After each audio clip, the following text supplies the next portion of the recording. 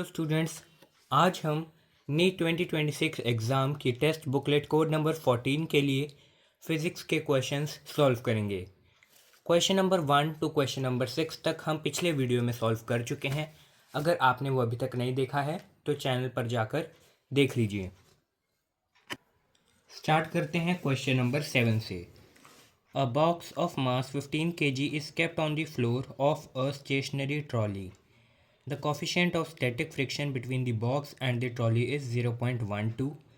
Keeping the box in the stationary state over the trolley, the maximum acceleration with which the trolley can be moved horizontally in meter per second square is, taking g is equal to 10 meter per second square.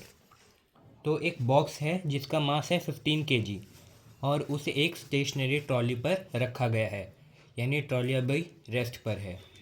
और box और trolley के बीच में इस time पे कुछ friction होगा जिसे हम स्टैटिक फ्रिक्शन कहेंगे, जिसकी वैल्यू है 0.12।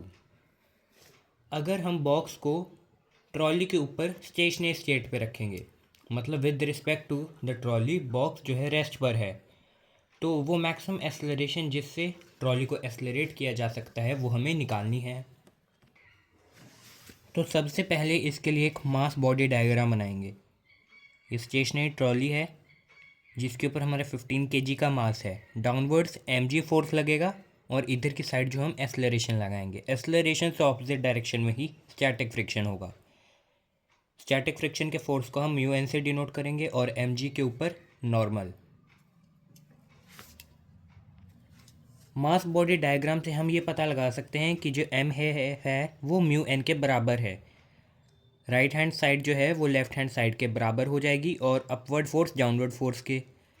तो यहाँ से n is equal to M G हम फर्स्ट इक्वेशन में पुट करेंगे। M A mass 15 kg into acceleration is equal to mu 0.12 into 15 into 10, N की वैल्यू एम जी यहाँ पर पुट करी। उसके बाद एक्सलरेशन को हम सॉल्व करेंगे जो कि आएगा 1.2 मीटर पर सेकेंड स्क्वायर। अब करेंगे question number 8। Speed of light in vacuum is taken as unity. Unity मतलब 1। If light takes 6 minutes 40 seconds to reach the earth from the sun, the distance between the sun and the earth in new unit is। Time को 6 minute 40 second जो कि given है उसे seconds में convert करेंगे। 6 minute यानी 360 seconds plus 40, total time 400 seconds. निकालना है हमें डिस्टेंस सन और अर्थ के बीच में। Distance is equal to speed on time, तो स्पीड होगा डिस्टेंस अपॉन टाइम। डिस्टेंस लेंगे मीटर में और टाइम आएगा सेकेंड्स में। यहाँ से डिस्टेंस कैलकुलेट करने के लिए टाइम को उधर जाके मल्टीप्लाई करेंगे। सो टाइम जो है 400 सेकेंड्स है, तो स्पीड हमें यूनिटी दी है, गिवन है क्वेश्चन में वैक्यूम में, तो 1 into 400 D is equal to 400। Question number 9। In the circuit shown below, the voltage appearing across the diode D will be of the form। Single diode का case है, तो ये किससे मैच करेगा? हाफ वेव रेक्टिफायर से। One cycle में current जो है वो क्लॉकवाइज फ्लो करेगा और सेकंड साइकिल में एंटी क्लॉकवाइज। तो जब क्लॉकवाइज करंट फ्लो होगा तब करंट जो है फ्लो होगा, और जब एंटी क्लॉकवाइज होगा तब करंट नहीं फ्लो होगा, तो जो वोल्टेज है वो हाफ हो जाएगी। फर्स्ट हाफ साइकिल के लिए, सेकंड हाफ साइकिल के लिए 0 और फिर थर्ड हाफ साइकिल के लिए, ऐसे ही ये ग्राफ कंटिन्यू होगा। तो जो ऑप्शन मैच होगा वो होगा second option. Coming to question number 10। A submarine is designed to withstand an absolute pressure of 100 atm। How deep it can go below the water surface. Considering the density of water is equal to 1000 kilogram per metre cube, 1 atm is equal to 10 raised to power 5 Pascal and gravitational acceleration g is equal to 10 meter per second square। At any depth h inside the liquid, pressure को हम कैसे define करेंगे? P is equal to P not plus rho G H, जहाँ पे P है total pressure जो कि ये अंडर वाटर बियर कर सकती है और P नॉट है atmospheric pressure. Atmospheric pressure given है 1 atm और प्रेशर जो कि वो टोटल सबमरीन बियर कर सकती है वो है 100 atm। ये भी क्वेश्चन में गिवन है।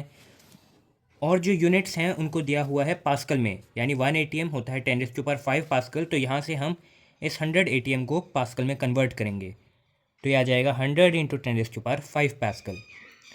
P naught plus rho G H की वैल्यूज़ पुट करेंगे। P naught 1 plus rho that is 1000, G gravitational acceleration 10 and height हमें कैलकुलेट करनी है H.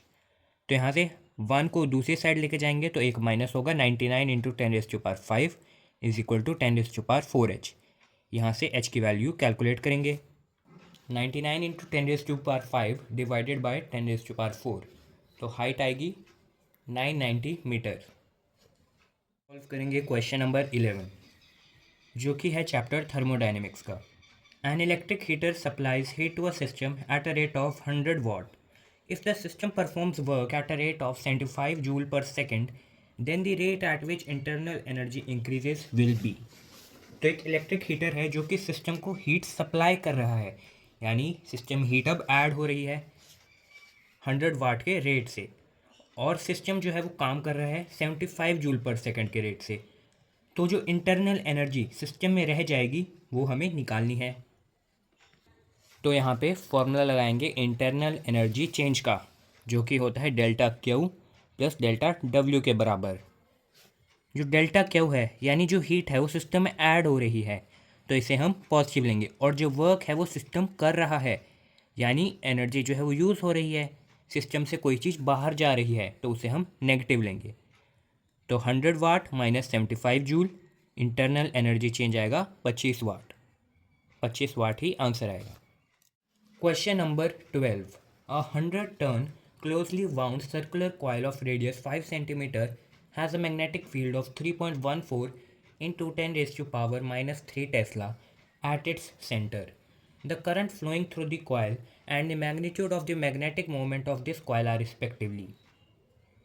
Take mu naught is equal to 4 pi into 10⁻⁻7 Tesla meter per ampere. सबसे पहले हमने current निकालना है जो कि कॉइल के थ्रू फ्लो होगा, और magnitude of magnetic moment. Magnetic field का फॉर्मूला जब कॉइल के लिए हम लेते हैं तो वो आता है म्यू नॉट NI/2R। तो यहाँ से हम करंट निकालेंगे। करंट आ जाएगा B into 2R divided by mu naught N। यहाँ पे इन सब की वैल्यू सब्सटीट्यूट करेंगे। B 2 इंटू 0.05 और 2R 3.14 into 10⁻³ mu naught 4 pi into 10⁻⁻7 और n यानी नंबर ऑफ टर्न्स जो कि है 100। तो इसे सॉल्व करने पर I की वैल्यू आएगी 10/4 दैट इज 2.5 एम्पियर। अब कैलकुलेट करेंगे मैग्नेटिक मोमेंट, मतलब m।